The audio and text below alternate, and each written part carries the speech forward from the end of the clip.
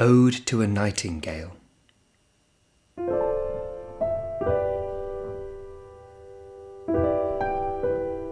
My heart aches, and a drowsy numbness pains my sense, as though of hemlock I had drunk, or emptied some dull opiate to the drains 1 minute past, and Lethe woods had sunk. 'Tis not through envy of thy happy lot, but being too happy in thine happiness, that thou, light-winged dryad of the trees, in some melodious plot of beechen green and shadows numberless, singest of summer in full-throated ease. Oh, for a draught of vintage that hath been cooled a long age in the deep delved earth, tasting of flora and the country green, dance and Provençal song and sunburnt mirth. Oh, for a beaker full of the warm south, full of the true, the blushful hippocrene, with beaded bubbles winking at the brim and purple-stained mouth, that I might drink and leave the world unseen, and with thee fade away into the forest dim, fade far away, dissolve, and quite forget what thou amongst the leaves hast never known.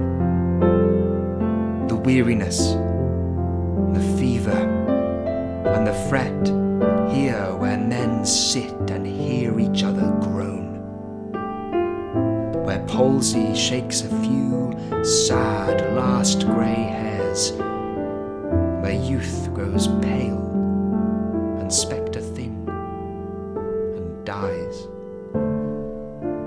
where but to think is to be full of sorrow and leaden-eyed despairs, where beauty cannot keep her lustrous eyes, or new love pine at them beyond tomorrow. Away, away, for I will fly to thee, not charioted by Bacchus and his pards, but on the viewless wings of poesy, though the dull brain perplexes and retards. Already with thee, tender is the night, and haply the queen moon is on her throne, clustered around by all her starry fays. But here there is no light, save what from heaven is with the breezes blown through verdurous glooms and winding mossy ways.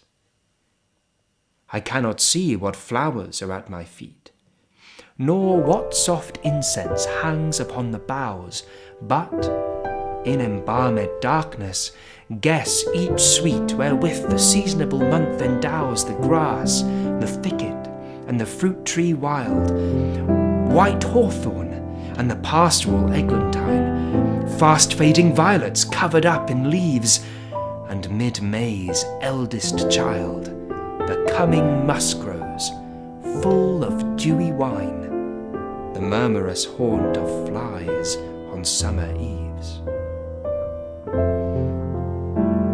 Darkling, I listen, and for many a time I have been half in love with easeful death, called him soft names in many a mused rhyme, to take into the air my quiet breath. Now more than ever seems it rich to die, to cease upon the midnight with no pain, while thou art pouring forth thy soul abroad in such an ecstasy. Still wouldst thou sing, and I have ears in vain, to thy high requiem become a sod. Thou wast not born for death, immortal bird. No hungry generations tread thee down. The voice I hear this passing night was heard in ancient days by emperor and clown. Perhaps the selfsame song that found a path through the sad heart of Ruth, when, sick for home, she stood in tears amid the alien the same that oft times hath charmed magic casements, opening on the foam the perilous seas in fairy lands forlorn. Forlorn. The very word is like a bell to toll me back from thee to my sole self. Adieu. The fancy cannot cheat so well as she is famed to do, deceiving elf.